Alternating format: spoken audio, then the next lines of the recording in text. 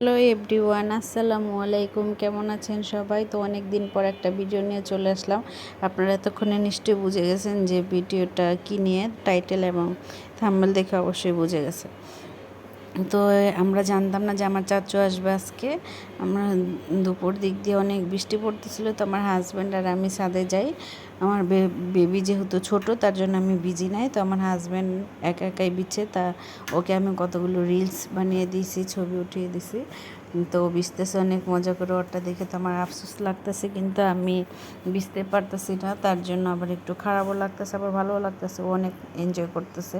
তো দেখতে দেখতে বৃষ্টিও শেষ হয়ে গেল।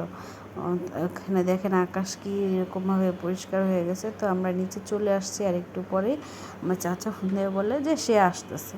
তো যে কথা সেই কাজ, ওনারা চলে আসছে। এখানে আমার শাশুড়ি, আমার দেবর, চাচা চাচি, ওরা সবাই চলে আসছে। তো আমার মেয়েকে নিয়ে আমার শাশুড়ি গল্প করতেছিল। এখানে আমরা সবাই অনেক গল্প করতেছি, কারণ অনেক দিন পর আমার চাচা আমাদের বাসায় আসছে।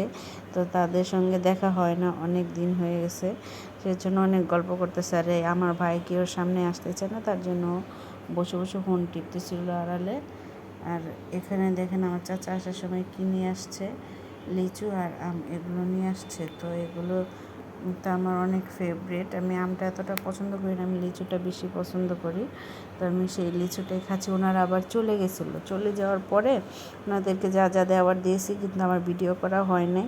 তো আমি দেখেন লিচু আপনাদেরকে দেখাচ্ছি, খাচ্ছি, আর বলতেছে আমার চাচু নিয়ে আসছে এগুলো, কিন্তু আপনারা চাইলে খেতে পারেন এখান থেকে একটা একটা করে। সেটাই বকবক করছিলাম আর আমি খাচ্ছিলাম। দেখেন আমার খাওয়ার স্টাইলটা কীরকমভাবে আমি খাচ্ছি। তো আমার লিচু অনেক পছন্দ। তো আমার এই ছোট্ট আপনাদের সিম্পল ভিডিওটি যদি ভালো লাগে, অবশ্যই like, comment, share and subscribe করে দেবেন। অনেক দিন পর ভিডিও করছি, তো তার জন্যই অবস্থা। আল্লাহ হাফেজ।